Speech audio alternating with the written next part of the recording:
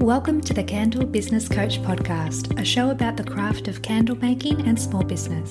I'm your host, Kirsty Allen, and I'm a candle maker, mum of three, and kindness advocator. Join me as I dive into all things candles and small business and deliver advice and tips to you in episodes every Tuesday and Friday. Are you on the list to get my daily motivation emails? Every day I'll send you a message that is designed to help keep you focused on taking action toward your goals. Sign up using the link in the show notes. This episode is brought to you by my free ebook, the Candle Business Marketing Kickstarter Kit. Inside this free ebook, you'll find your blocks of time and learn actionable tips so you can grow your business faster and earn more income to lead you to your goals. Check out the link in the show notes for your copy.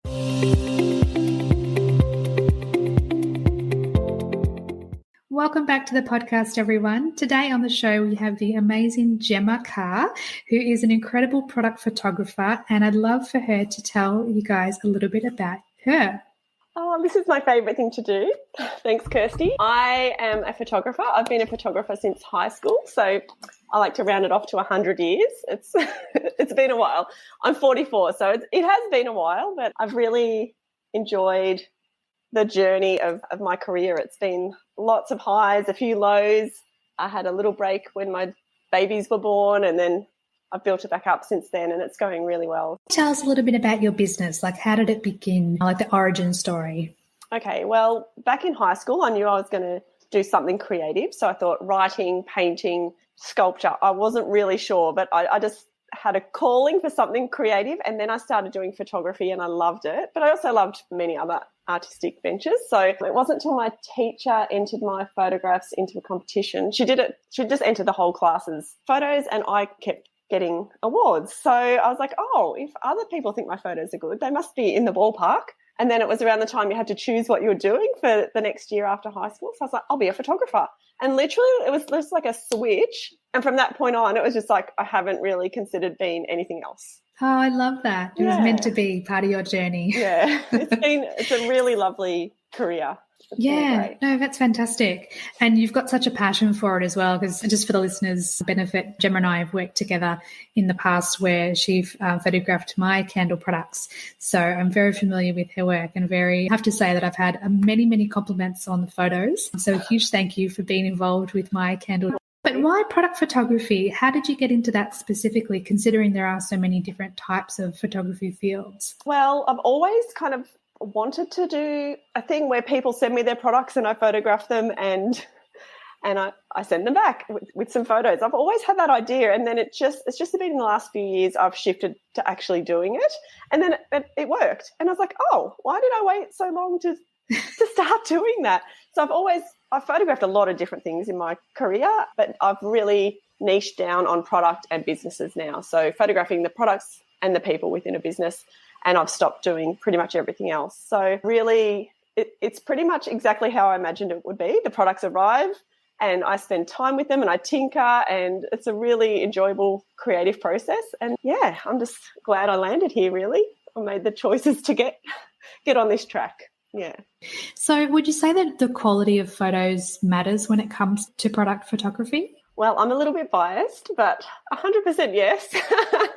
Yeah, I think you really just get one chance to make a first impression, and people are really quick to make a judgment. So where you want to position yourself in the market, particularly in a saturated market like candles, what you're doing, like you invested in photography straight out of the gates, and I think it's probably set you apart in many ways to someone who's starting out and doing everything themselves. So it just accelerates that process of getting to the professional level.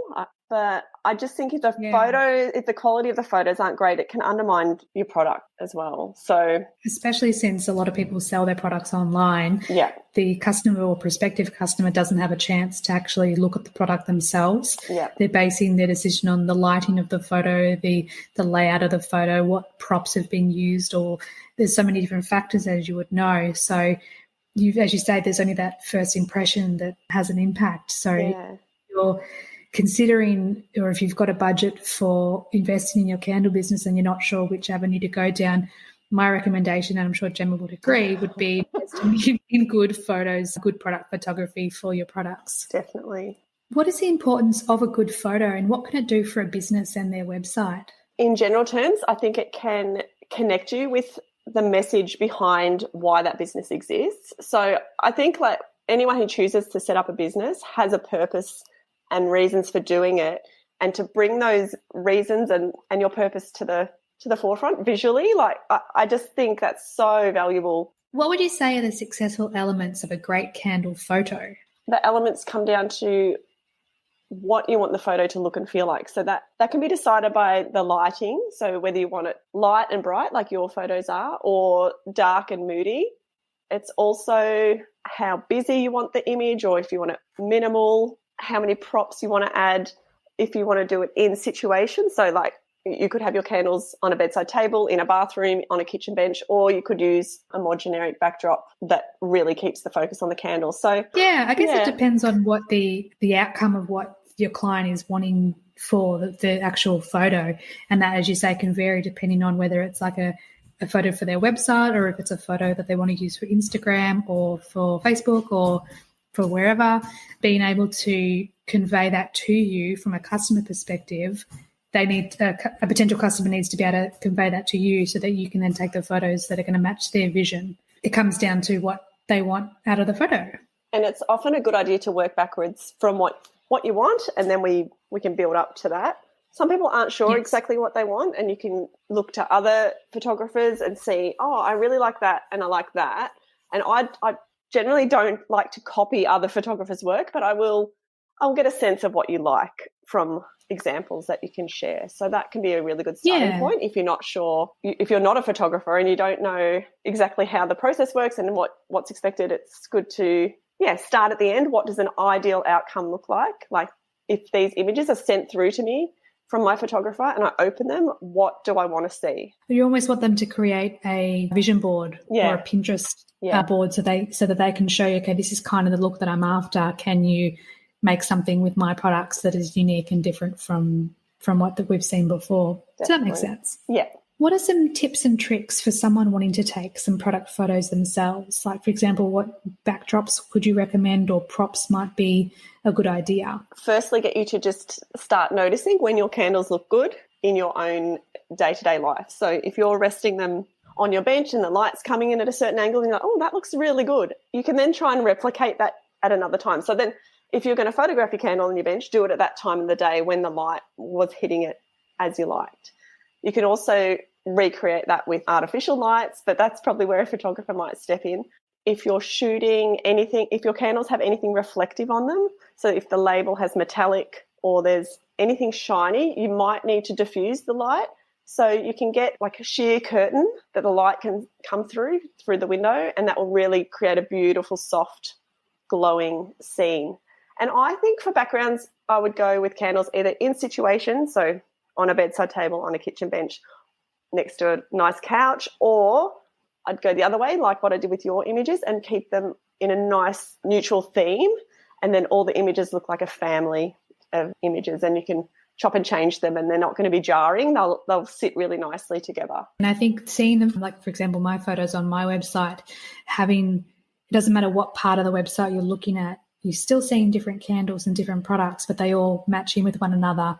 And that's one of the benefits I've found of using yourself like an actual photographer rather than doing it myself, because I personally don't have the skills to be able to do that. And I knew how important photos are to sell my products. So I wanted to invest in an actual professional. So yeah, it's great when you're starting out to think about how, again, what you want your end products to look like, rather than taking photos willy-nilly. Exactly. Let's just say. Exactly. And it's even, say you've got a range of candles, say you've got 5 different ones, you could photograph those candles individually, or you could do them in little family groups and clusters, and you could repeat the same candle throughout the scene, or you could have a mix of candles. Like, there's lots of styling you can do. Candles, they're a beautiful product to photograph.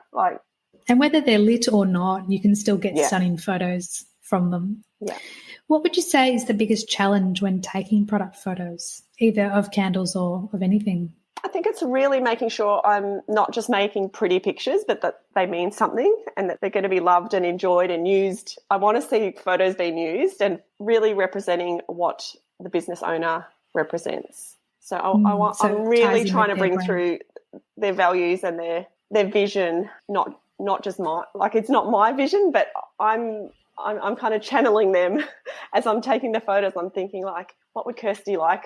You know, based on conversations and the photography brief, like what I might personally want to add more stuff in, but I'm like, no, Kirsty wanted the minimal. Let's work with that's parameters I'm working with. Yeah. No, that's completely understandable because I knew what I wanted for my photos and you were able to execute that brief perfectly. And the photos you sent back, I was like, wow, these are better than I could have imagined.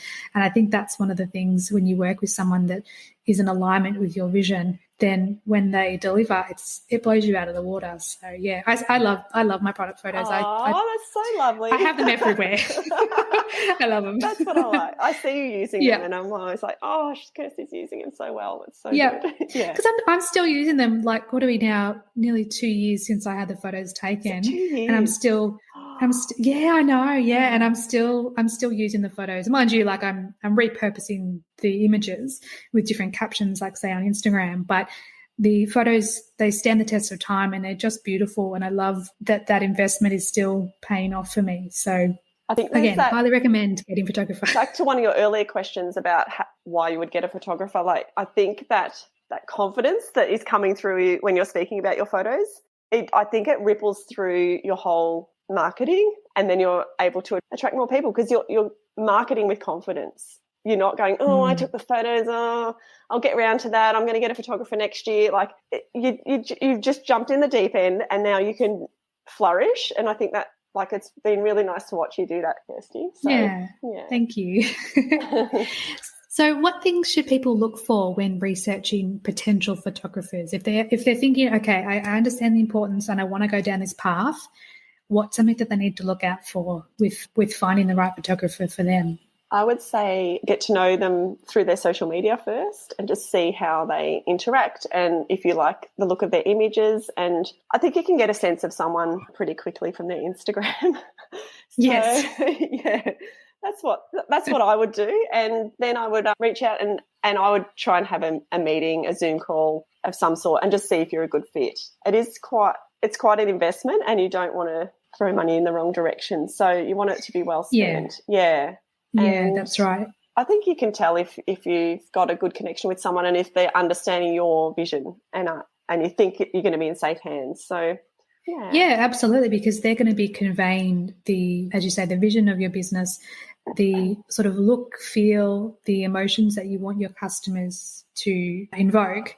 So if you don't get along with the photographer, then it's like if you're choosing a wedding photographer or if you're choosing a photographer for a maternity shoot or a newborn shoot, like you want the person to hold you in that space of trust and know that they're going to deliver the best possible photos for you. So it makes sense to do your research first. You said that so beautifully. Thank you. When you start your candle business, there are so many things to consider and research along the way, especially when it comes to choosing the right suppliers. Long Story Short provides all your design and printing needs, from your logo and branding to designing and printing your product labels. The quality is exceptional, the customer service is amazing, and prices are very reasonable. They're the only label company I recommend, so check out their website or send them an email today to get started. hello@longstoryshortdesign.com.au. So if someone is in the process of saving for a photographer, let's say, or they're not quite sure whether they should invest and they want to do it themselves, could you recommend any editing software when they first start out their business, or maybe any apps that they could use? Not to talk yourself out of future customers. Not at all. But no. I actually think, as much as I fully endorse everyone getting professional photography, I also think it needs to be the right time for you and not something you feel pressured into. So when you're ready, jump in. That's good. If you're not sure yet and you want to try and do it yourself, I'm not great with this tip because I use Photoshop day in, day out. But I will say I have a new iPhone and the camera on that is phenomenal. Like, between that and a very subtle filter, not an extreme filter, I think you can get some really good results. So sorry to all the Android users I know, out there. I'm sure the Androids are also, I'm sure they're all like out of the same factory probably, but I'm just surprised at the phenomenal quality. Not just like, I haven't tried to make them big. I don't know what happens there, but for small images, they're beautiful. So it would come down to getting the lighting and the setting right, and you could probably get some pretty good shots. And if you're using the images, like say for Instagram, then you don't need to have them large, so then they'd come through and look beautiful. Yeah. So what sort of questions do you want a client to ask you before a photo shoot to ensure you capture what they want? Is that come down to like the photography brief, and like is there a list of questions that someone would need to answer? Or so usually I would have a Zoom call with a potential client, and then if that goes well and we want to work together, I would send through a photography brief, and that will pose a whole series of questions that will help get clarity around what you want your images to look like. So again, it's like what's your dream situation? Let's backfill that. It's also logistics a little bit, like where are you using the images and how many do you need? So if you're using them for your shopping cart, some people just want one image per product. Some people want 2 or 3, or they're really sure about that. And it's good to think through your processes as well, where you're going to use the images, how you want them to sit, if they're going to be landscape, square or portrait. Those things come into it as well. But yeah, the photography brief really is to draw out the bones of what the images are going to look like and give me something to start with. When I'm setting up my lights and I've got your product in front of me, I'll go to the brief and that's what will get me started. And that'll dictate what you do in that photo shoot. Yep. Yeah. So this one's just for fun. Why don't you tell us about the most interesting photo shoot that you've done? Oh, that's like picking a favourite. I can't pick a favourite. They're all interesting. Some are more enjoyable than others, but I think it really comes down to how the whole project has come together. And those photo shoots that are best are when someone's found me because they like what I do and that we're on the same wavelength, and then we meet and it's easy, and then they're very clear in what they want, and then they trust me to get on with it and produce what they want, and I then do that. So that's ideal for me, and that happens quite a lot, and I pinch myself sometimes. I'm like, oh my gosh, my job's the best. So good. Yeah, it's a lovely experience. It should be a lovely experience for both parties, really. Yeah, I agree. And I think when you find that balance between delivering what the customer wants, but also you're enjoying the process, then that comes through with the photos and the quality of them as well. Yeah, definitely. In the same vein, what would you say is your biggest achievement in your career? Well, it's been going for a while now, so I feel like it's my stamina, just the fact that I'm still going. And I've ridden a lot of waves of really, really busy, like intense, too much work. How am I going to manage this sort of waves, to then like having a break when I had my children, and then like, oh, how am I going to get my business back to what it was? And then, oh, it's back. Oh, how am I going to manage? I've got too much. It's just managing it all. I just feel like that's my biggest achievement, that I'm still doing it, still loving it, and it really fulfills me. So I feel like I'm very much into sustainability for both environmentally, and I want my business to be sustainable. I don't want a business that burns me out or I'm working for peanuts. Yeah, it all has to feed into an enjoyable, fulfilling experience, or I should just go get a job, really. And I haven't ever had to do that. So yes. Yeah. Well, the same goes for the candle makers that are listening, being able to enjoy the process, even though there are challenges along the way, knowing that nothing is a complete roadblock. You can work around it as long as you are on the right path and you're doing it for the right reasons and you're following your intuition. And that's obviously what you've done too, Gemma. Like, you've found something that completely lights you up. It's your passion and you get paid for it as well. So it's, the creative aspect that you're bringing to the industry, or to the photography industry, means that people are benefiting because you took that first step. So, thank you for all that you do. Thank you, Kirsty. What's one lesson your job has taught you that you think everyone should learn at some point in their life? To be yourself and to figure out really what matters to you and what your values are, and hone in on those and share them. And you will then, well, what's happened with me is I'm then attracting those like-minded people.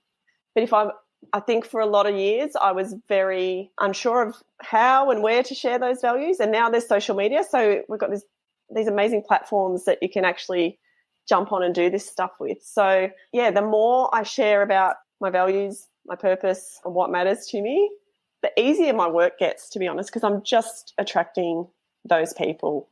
And I'm not for everyone, and that's okay. There's enough work for everyone. I just feel there's an abundance, not a scarcity. So I will send work to other photographers send work to me. It's a really beautiful community, and there's enough space for us to all be ourselves. But if we're all trying to be like each other, it doesn't really work. And that's the same for candle makers as well. We have it is a saturated market. There are a lot of people that are making and selling candles online markets, for example. But as you say, there is enough for everyone. And not every customer will buy candles from the same business all the time. We tend to buy from different people. So there's enough business for us all. There's enough abundance in the world. And knowing that if we just do what feels right for us, we'll attract the right people into our business, whether that's customers or friends as well. So living in alignment and sharing your values with others elevates you to another level that you can't always find elsewhere, but you can find in your business. That's so true. And can I just add one more thing? I also think as a business owner, you get bombarded with how to do business left, right, and centre.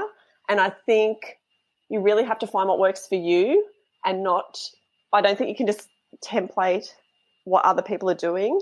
Bringing your strengths to the front and what matters to you is only going to happen in your way. And if you're trying to do, I don't know, for example, like a sales funnel, it just may not work, and then you can feel quite deflated, like you failed because the sales funnel didn't work.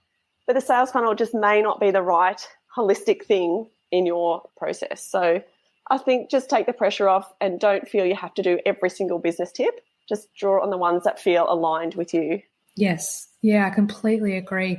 Often in the candle world, we're taught to appear on all the platforms. So, you got to appear on Instagram and TikTok and Pinterest and Facebook and LinkedIn and Twitter, and you think, it's too much. If I try and do it all, it's too much. And most of the time, half of those platforms, they're not in alignment with how you want your business to appear.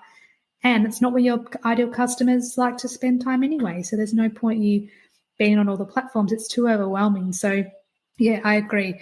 Find what works for you and then do that well. What gives you motivation to keep going when things get tough? I think the fact that my work is very diverse. So every project is a little bit different. So even if one is a bit tricky, I know it will pass and I'll get through it and I will make the most of it and hopefully give my client a really good experience and then back to the next one. So yeah, I have trouble with things like getting my BAS done. Like the photography side of it, I breeze through that. Getting the finances and things like that done, I should be outsourcing a bit more there. Yes, I think that's a lesson for us all. There are experts in different fields, and if there's something that you're really struggling with that it's just not in your wheelhouse and you've got the budget to outsource, then let someone else take care of that. Yeah. Do you have any productivity hacks that you can recommend how do you get everything done and how do you save time? Well, the thing that comes to mind really quickly for me is that a couple of mornings every week I meet up at a local cafe with 1 or 2 or 3 girlfriends who run businesses, and they are like my lifeline. And the 3 of us or 2 of us or 4 of us, we talk about our kids and we talk about family, but we talk about business and we can discuss a problem. One of us might have concerns around a timing thing or a quote, and we can bounce ideas off each other. But we're not going there to solve our business problems, but there's always light bulb moments. It's always really nourishing. And I just don't think I would be anywhere near where I am if I didn't have that outlet. So that's my hack. Yeah, have really good friends that run businesses. Have a support network around you that can guide you and be a listening ear, even if they, like you say, don't solve the problem. Knowing that you can just chat or vent to someone about what you're going through and have them really hear you and validate you makes such a difference in getting yourself back on track. Even if even if the problem isn't directly solved, just knowing that you've been heard makes a big difference. Yeah. And I think if any of the listeners are struggling to find a community, or if they don't have the support of maybe their family and friends, just know that I'm only a message away. Oh. But also know that there are the Candle Facebook groups as well, where you can tap into and get advice along the way and get support. So please don't feel that you're on your journey, because it's a fun journey to be on when you have your own business and you want to share that joy. You want to tell everyone you've got an ABN because you're so proud of yourself. Yeah. So don't feel like you have to do this journey alone. Yeah, and I think with my product shots, I'm doing them on my own. I'm editing and I'm shooting and I'm on my own, and I actually like that. I think that's good for my brain, the way I'm wired, but I definitely need to come up and have that social and support network all the time. Yes. Yeah. Yes, and it's more than just an online capacity. You're able to actually be in person with your work or your business friends as well. Definitely. Yeah. So we've come to my favourite part of the chat, where I ask you 3 questions that I ask all my podcast guests. Yeah. Number 1, what is your favourite candle fragrance? I don't know if this exists, but I really love lemon scented gums. They're the big gum trees in my yard, and I want that as a candle. Is that a thing? Yeah. Yeah. I don't know off the top of my head, but I can certainly do some research and I'll send you a quote for a candle. I will happily buy that. Also, I love a bit of lemon myrtle. I like fresh, zingy, natural kind of scents. Yeah. I'll just throw in a little bonus question. Do you think that a person's favourite fragrance reflects their personality type? It has to have some tie-in, doesn't it? Yeah, because you've obviously, like you said, like citrus and zingy and like lemon and stuff like that, and I feel like from what I know of you, that kind of sums up your personality in a way. Zingy. And for me, it's like, oh, what's but in a good way. Yeah, that's lovely. Whereas, like for me, like I like vanilla and lavender and like the soft muted florals and stuff, and I feel like for the most part, like I'm calm. And that's like reflective of scent. I don't know, just having a little, the mind's just wandering. Anyway, I would say like my least favourite would be like a musk or a very strong floral. Yes. Yeah. Interesting. Right, it's interesting. Number 2, what do you love about candles? Well, I love the light. I love like a candlelit room visually, checks all the boxes. But I also think it's the mix of my senses being involved. So it's the scent, and the visual combined. And I think to me, a candle kind of represents like a quieter pace, or like it's very intentional. You don't light a candle and then go hang out the washing and stay away from it. I might sit down and do a Sudoku next to it, or have one in the bath, or even maybe watching a TV show with the candle on instead of a lamp. Yeah, I think it's a really nice time. It recenters you a little bit, and it gives you a chance to give yourself some care, like some self-care. Yeah, definitely. And then number 3, what is one piece of advice for new candle makers you'd give at the start of their journey? So someone that's just started their candle business, perhaps. Figure out what sets you apart from everyone else and what your point of difference is, and really lean into it, because as you said before, there's a lot of candle makers out there, and as someone who loves candles, I want to see a candle that I can connect with, so like your candles, like there's a message behind it. You instantly feel a warmth to your candles, like pun intended. Yeah, I know, and a nice glow. But yeah, I think just a stock standard candle that doesn't have any backstory, I think is probably going to not catch anyone's attention, or mine anyway. Yeah, no, I agree, because at the end of the day, the general public can go to the big stores to get cheap candles. If a candle is homemade, there is a higher price tag, and as a customer of like a customer that's purchasing a candle, they want to connect in with something. They want to have that emotional connection. They want that story behind the candle, like you said, and feel like that they've contributed to a small business, but something that they feel connected to as well. So, it makes sense to set yourself apart, do that from the start of your journey. Yeah, then you'll be able to connect in with your ideal customer along the way. So thank you so much for being on the podcast today, Gemma. I've so appreciated our conversation. Now, I know that there's going to be some listeners that are wanting to get in touch with you. So where can they find you online? Thank you as well, Kirsty. Just a gem. I'm on Instagram and it's under my name, which is Gemma Carr Photographer. And I'm also on my website, which is gemmacarr.com.au. Perfect. And I'll leave the links in the show notes so people can find you as well. Thank you. No worries. Well, again, thank you so much. And appreciate your time. Thanks everyone for listening today. I hope this episode added value to your candle making journey. Check out the show notes for all the links mentioned throughout today's show, and please subscribe to the podcast so you don't miss any future episodes. Thanks again for listening. Have a beautiful day.